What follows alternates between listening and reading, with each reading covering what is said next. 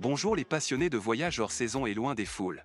Nous partons en Provence et nous traversons deux cols principaux, la Malois entre la Suisse et la plaine du Pô et le Mont-Genèvre pour rejoindre Briançon. Dans les Grisons se cachent des trésors datant du début du tourisme moderne. Le nord du lac de Caume offre des baies très calmes et idéales pour une pause. On peut faire un tour rapide du lac de Rame en VTT avant d'y passer la nuit. La deuxième journée s'achève en beauté au nord de Manosque. Ce voyage se déroule sur des routes que nous empruntons souvent, mais contrairement aux habitudes, André est cette fois-ci tout seul. Autant donc prendre des routes connues et ne pas se tracasser avec des tracés difficiles. Il n'y a de toute manière qu'une seule vallée permettant de sortir du Tyrol vers l'ouest, c'est celle de son fleuve principal. Nous suivons l'Inn sur toute sa longueur jusqu'en Suisse. Pour cela, il faut quitter l'autoroute car le fleuve vient du sud-ouest et l'autoroute file vers l'ouest. La route que nous empruntons est belle, mais bien sûr plus lente car on traverse ici la chaîne principale des Alpes hors autoroute.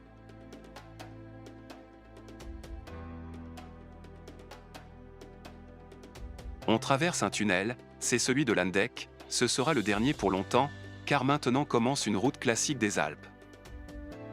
Cela débute par une route large. Mais dès que l'on arrive en Suisse, le terrain devient beaucoup plus escarpé et la route reste sinueuse longtemps. Le choix est aussi tombé sur cette route car les prévisions météo y sont meilleures qu'ailleurs. Le choix a pleinement réussi. Étant seul, les arrêts imprévus sont plus faciles. Cela fait longtemps que nous passons ici tout en restant intrigués des installations historiques mais massives en contrebas de la route moderne. Cela ressemble à un grand hôtel du début du XXe siècle. Mais quelle était la raison de son installation?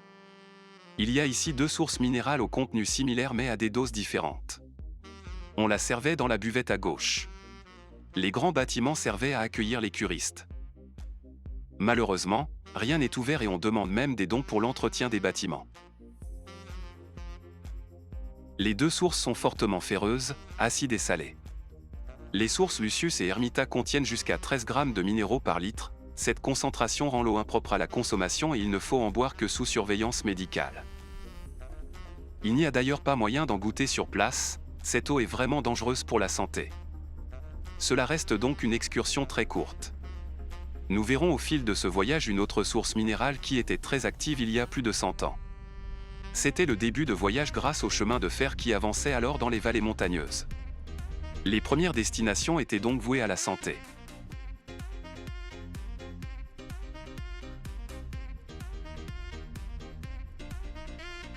On reprend donc la route principale et on voit l'étendue des installations vers l'ouest. Ce lieu n'est pas très beau et très ombragé. Son unique attrait était l'eau minérale. Les cures ont cessé ici dans les Grisons dans les années 1960.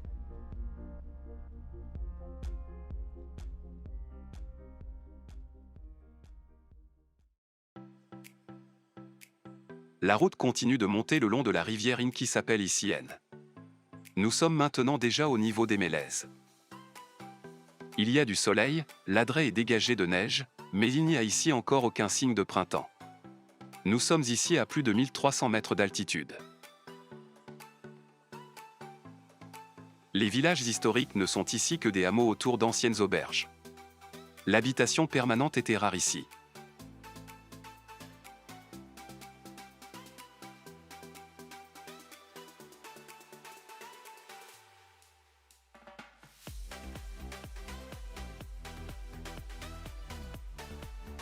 On est constamment accompagné par une ligne du réseau des chemins de fer rétique construite entre 1889 et 1913.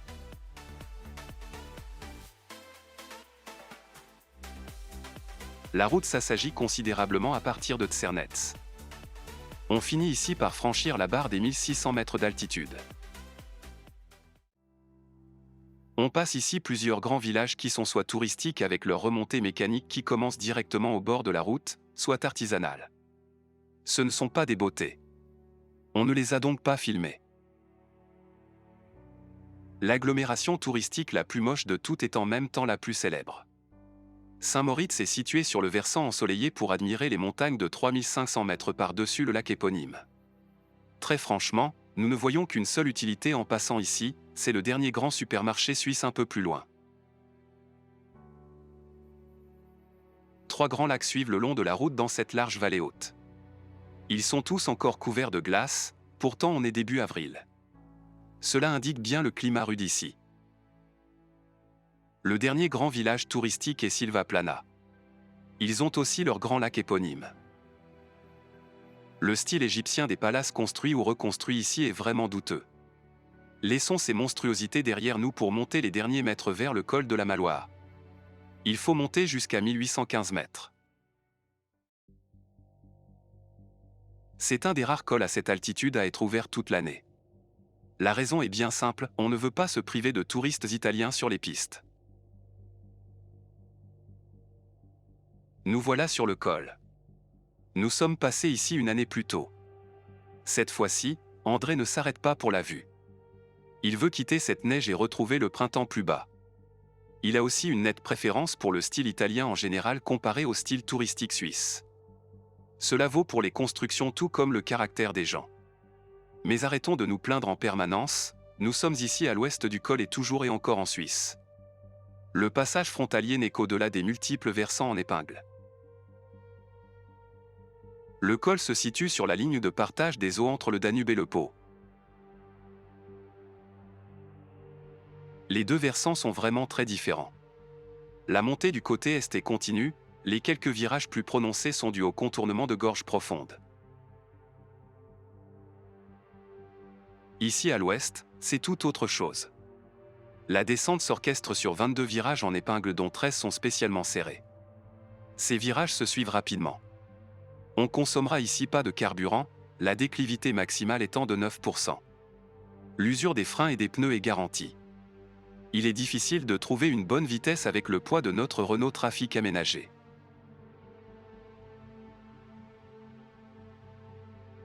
En partant du col, il faut rouler 77 km avant d'atteindre une altitude de 1200 mètres du côté est. Côté ouest, les virages prononcés s'arrêtent après avoir dévalé 600 mètres de dénivelé en moins de 3 km de route.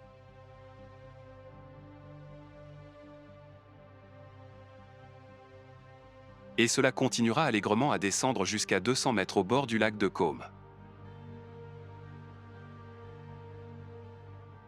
André a de la chance, il n'y a pas de semi-remorque chargée de bois ni de course illégale de voitures de course ce jour. La voiture devant lui roule à une bonne vitesse et personne ne colle derrière. Il lui reste cependant peu de temps pour admirer le paysage. Même en connaissant déjà bien cette route, il faut rester attentif à toute seconde. Il n'y a aucun échappatoire notable le long de cette descente. Initialement, il n'y avait ici qu'un chemin muletier romain qui n'était sans doute pas carrossable. La route actuelle est débutée en 1827 tout en prenant un autre tracé grandement artificiel. La construction commence côté suisse et la jonction avec l'Italie ne se fait qu'en 1859. La modernisation visible actuellement date de 1957. À la fin du XIXe siècle, il y avait des projets de passer le col avec une ligne de chemin de fer. Mais l'argent manque finalement à cette entreprise et on priorise la direction sud-est où la Suisse est raccordée au réseau italien en direction du port de Trieste. Après une dizaine de passages ici, nous pouvons affirmer que la circulation est ici toujours dense. Aujourd'hui elle est vraiment modérée. Mais un seul gros gabarit peut bloquer cette route étroite. Le bus a besoin de toute la largeur dans les virages comme le camion plus haut. Ils doivent attendre. La priorité appartient aux véhicules montants. C'est une règle officielle du code de la route suisse. Une règle plus officieuse donne la priorité générale aux bus de ligne quand ils klaxonnent. Mais heureusement que le conducteur de bus de ligne n'insiste pas ici. André n'a même pas vu le bus en descendant.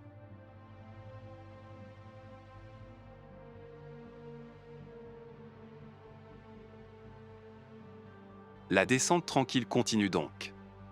Il ne reste plus que 3 sérieux virages en épingle sur cette section principale. Cette route a l'air lente et longue, pourtant elle est plus directe. Quand on compare le temps de route Innsbruck-Turin qui est par autoroute de 6 heures, il faut juste 50 minutes de plus en passant le col de la Maloire. Vu les ralentissements habituels sur les autoroutes, la route du col est de fait même la plus rapide.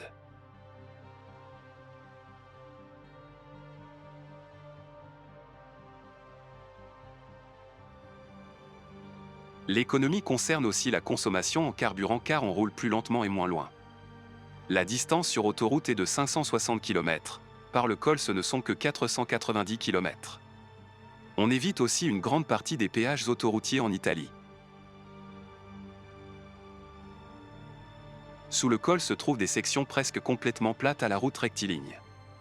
Pourtant, il reste du dénivelé à des vallées. En haut, devant, se trouve le barrage d'Albigna. C'est en plein milieu de la descente que l'on passe la frontière italienne et européenne. Il n'y a ici aucun contrôle.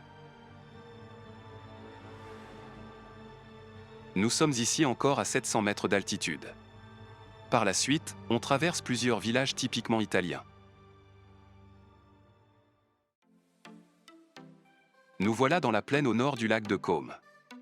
Il fait 20 degrés, c'est 15 de plus que sur le col. André vise la baie tranquille, à cette époque de l'année, du laghetto du Piona. C'est une baie presque fermée, l'eau s'y réchauffe plus vite, les gens vont se baigner. André a encore de la route devant lui, ce ne sera qu'un court casse-croûte. Et André a bien fait de s'offrir une pause. Un grand défaut de la route du col est l'obligation ensuite de plonger dans l'agglomération de Milan. Il n'y a pas d'alternative ici, c'est soit plonger vers le sud ou, encore plus long, le contournement par l'ouest. On saute des étapes autoroutières pour monter dans le Val di Susa. Nous sommes ici sur la 32 à l'ouest de Turin. Cela nous mènera sur le col de Montgenèvre pour passer enfin en France. Le premier arrêt à Briançon vaut pour le bon pain et des pains au chocolat. Après d'autres courses à Briançon, André arrive au lac de Rame en soirée. Il ne fait pas encore nuit, il a roulé toute la journée, c'est donc le moment de faire un rapide tour dans les environs. Il va voir le lac, les restes du château et l'église. On ne sait rien du château dont il ne reste qu'une partie d'une tour. Il était mal placé car victime d'inondations dès le XVe siècle. Ces mêmes inondations ont aussi fait déménager tous les habitants plus haut en face sur un petit plateau bien mieux ensoleillé qu'ici. L'abside de la chapelle actuelle a été vaguement datée du milieu du Moyen Âge, le reste est cependant une reconstruction achevée en 1855. Elle se situe au centre de l'ancien château et on suppose que l'édifice d'origine était la chapelle du château de Rame. C'est le seul bâtiment du village qui n'avait pas été activement démantelé.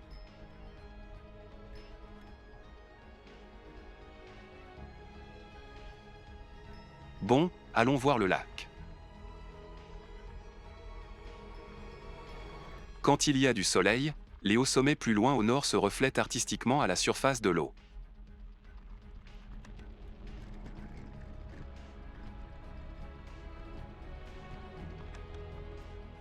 Maintenant, au printemps, la piste est surtout composée d'énormes flaques d'eau.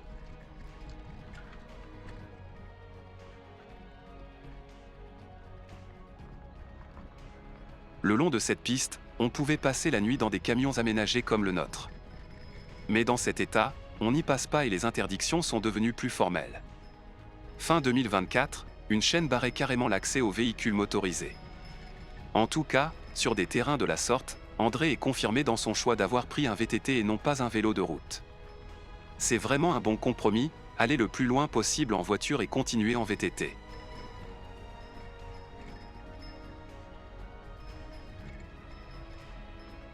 C'est une ancienne gravière creusée dans les alluvions de cette partie élargie de la vallée de la Durance. Bien que cette eau soit en échange constant avec la Durance, des algues se forment en été et la commune interdit la baignade. Cela reste une zone sauvage sans installation ni d'autres interdictions. Des gens viennent ici pour pique-niquer autour d'un petit feu. On trouve du bois flotté ramené par les crues de la Durance un peu partout. Le lieu n'est pas tout à fait paisible. On entend constamment la circulation sur la route nationale 94 de l'autre côté de la Durance. Ici, la Durance n'est qu'à une quinzaine de mètres du bord du lac. La rivière avait déjà coupé la piste qui en faisait le tour. On n'accède ici maintenant que par une longue piste en piteux état depuis le nord. On la voit ici à droite.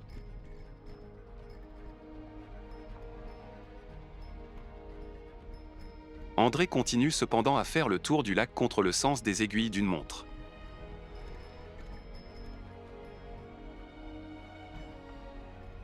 C'est le même terrain irrégulier de galets, cela secoue autant que sur la piste aplatie par le passage des voitures. Avais-je déjà dit que la cloche de mon vélo est cassée? Les montagnes au fond n'atteignent pas 2800 mètres d'altitude. Pourtant l'hiver y est encore très présent. La pluie de la vallée est tombée en grande quantité sous forme de neige plus haut. On voit ici sur la conduite forcée de la petite centrale électrique installée près du gouffre de Gourfouran.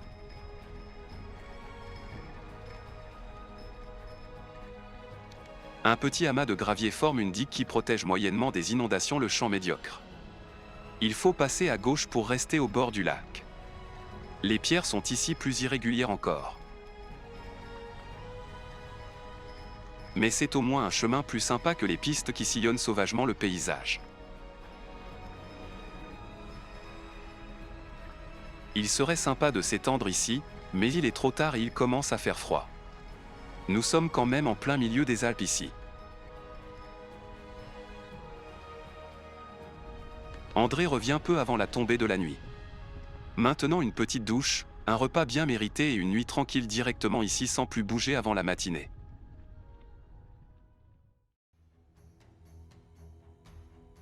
La météo du lendemain est exécrable, mais prévue ainsi. André fait surtout de la route vers le sud. Il passe le lac de Serponçon et Sisteron sans s'arrêter. Ce n'est que plus loin que la pluie s'assagit. À la hauteur de Volonne, la pluie cesse enfin. Mais tout est humide. Le pont de Volonne sur la Durance est reconstruit en 2005. C'est un pont haubané en semi-harpe, composé d'acier et de béton armé. Lors de la construction, on se sert de l'ancien tablier pour la pose du nouveau et on retire l'ancien tablier en se servant du nouveau pont. André fait quelques repérages pour son site provenceguide.net en matière de marché, mais midi passé tout ceux-ci sont rangés. Les repérages pour randonnée et tours en VTT sont impossibles à cause de la végétation mouillée.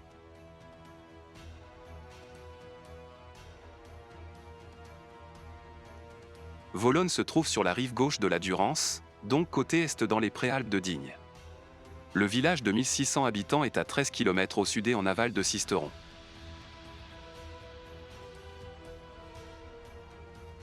Le village est endormi aux heures de midi.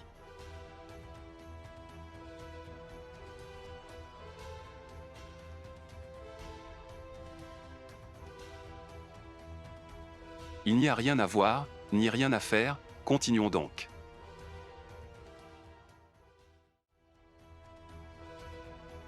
Le ciel reste couvert, il pleut par intermittence et du Mistral est annoncé. André prend le risque de chercher un emplacement pour la nuit sur une crête accessible au nord de Manosque. La vallée de la Durance n'est certes pas sujette au Mistral, mais il est quasiment certain que du vent soufflera sur la crête. André ne connaît pas le site. D'après la carte, il y a juste une piste rectiligne sur la crête. Il faudra voir si on peut s'y placer à l'abri du vent.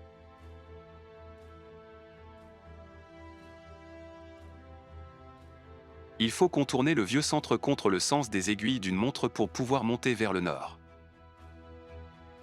La ville est un enfer en matière de circulation automobile car tous les carrefours principaux sont dans le centre-ville et tout le monde roule en voiture ici. Précisons qu'à cette heure, il n'y a quasiment personne sur la route et cela reste quand même long.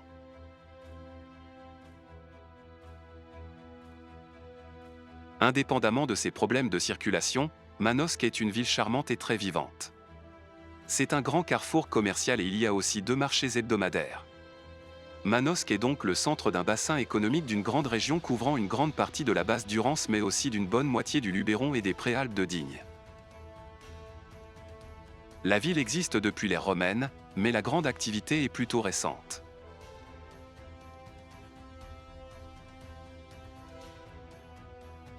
André observe les platanes qui ont déroulé leurs jeunes feuilles au printemps. Manosque est une ville bien provençale, il faudra l'explorer plus en profondeur un de ces jours.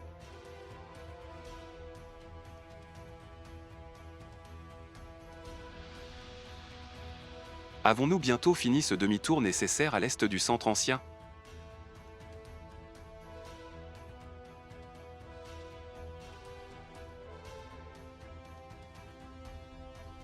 Nous voilà sur le boulevard Louis-Martin Brett qui pointe droit vers le nord. cela continue de monter, c'est prévu ainsi presque jusqu'au bout. On voit des collines au loin, c'est bien là-bas qu'il faudra monter quelque part. Nous voilà sur la colline de Bellevue. Le trafic est garé sous la crête avec l'avant contre le vent, il ne bougera plus d'ici jusqu'au matin suivant. Mais le ciel est encore couvert. Le temps d'un café réconfortant, le soleil pointe sérieusement son nez. C'est le moment d'explorer cette longue crête en VTT. Le nom de Bellevue pour cette partie de la colline semble récent et sorti directement de la tête d'un responsable touristique.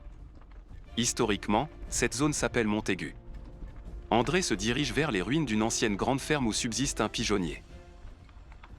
On trouve dans la description sous cette vidéo un lien vers ce tour faisable à pied ou en VTT.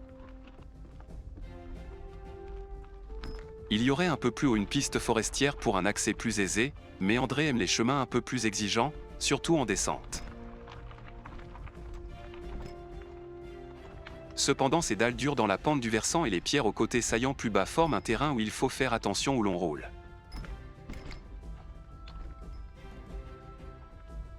Bien qu'André roule avec des pneus sous-gonflés pour ménager son fessier, il n'a jamais crevé sur ce genre de terrain. La seule crevaison en un an de VTT était due à des épines de végétation aride.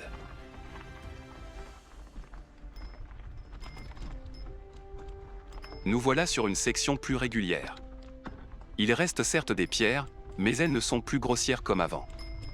D'après la carte, le pigeonnier ne peut plus être très loin. Cependant, André a pris l'habitude de ces patrimoines cachés. Les coordonnées tirées de cartes officielles ou libres comme OSM les référencient, mais le placement est très flou, on parle de plusieurs vingtaines de mètres d'erreur de placement. C'est pourquoi les descriptions précises, comme celles données en lien plus bas, sont nécessaires.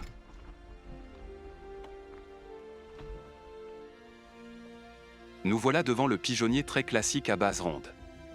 C'est une grande construction pouvant abriter une grande quantité de pigeons, cela atteste une certaine richesse de la ferme attenante. En 2024, la porte basse était ouverte, mais l'échelle pour monter au premier étage manquait. On peut voir les niches, appelées boulins. L'élevage de pigeons servait à deux choses, premièrement et principalement pour l'alimentation, c'était longtemps un mets de choix, mais disparu de nos assiettes depuis les années 1950. Parallèlement, c'était aussi un élevage de pigeons voyageurs ou pigeons messagers. Les pigeons ne sont pas spécialement intelligents, mais ils ont un bon sens de l'orientation. On ne peut donc pas leur dire va voler vers un point spécifique. Il faut au contraire le prendre du pigeonnier de destination, l'emmener à l'endroit d'expédition et l'y lâcher avec le message. Il reviendra à son pigeonnier. La ruine sous le pigeonnier devait être une ferme, mais son architecture est plutôt celle d'un bâtiment de fonction du XIXe siècle. On a tout vu, c'est donc le moment de revenir sur ses pas ou ses tours de roue. Cette fois-ci, c'est en montée et bien sûr plus lent et plus fatigant.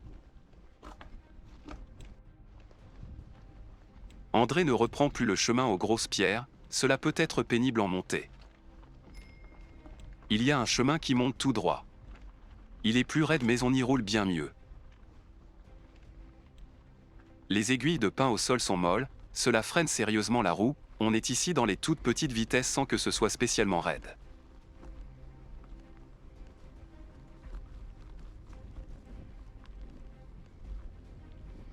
Plus haut suit une dernière montée artificielle. Elle nous mène sur la piste forestière évoquée au début du récit de ce petit tour en VTT.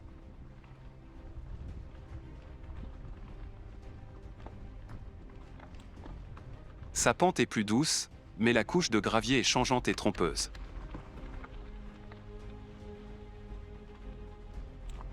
Cette route nous ramène en quelques minutes vers la crête où est garé le trafic aménagé.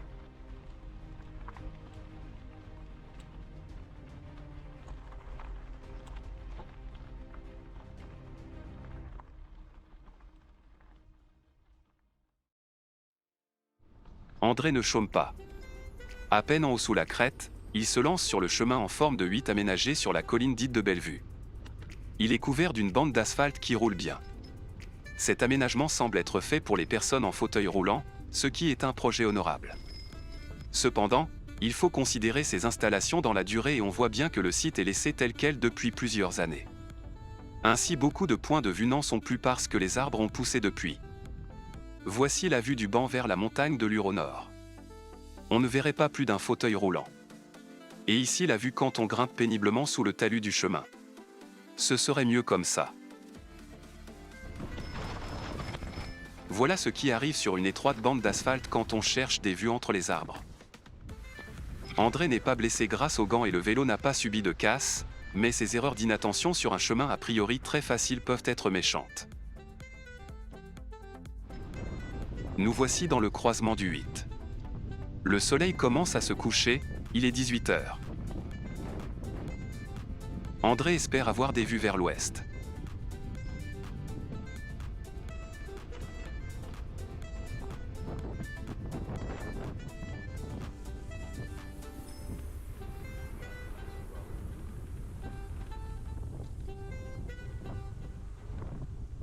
On passe des installations artistiques difficiles à interpréter. Comme si la nature n'avait pas assez à montrer.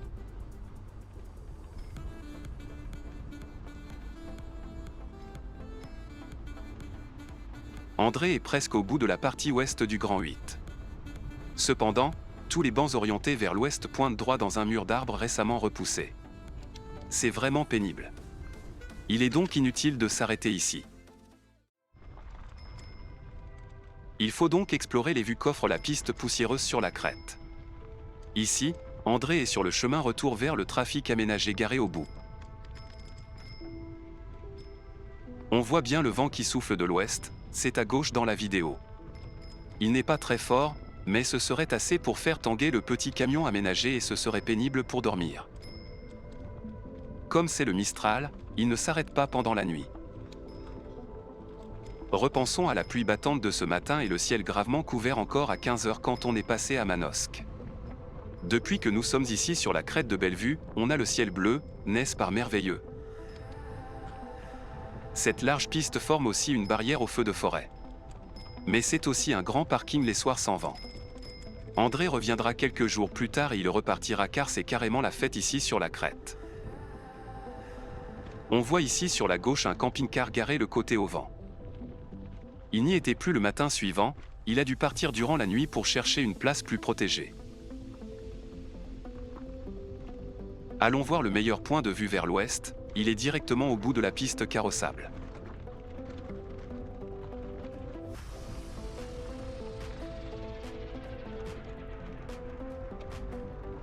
André est garé plus bas dans le creux et de l'autre côté de la crête plate. Cela souffle aussi ici, mais quand même un peu moins qu'en haut.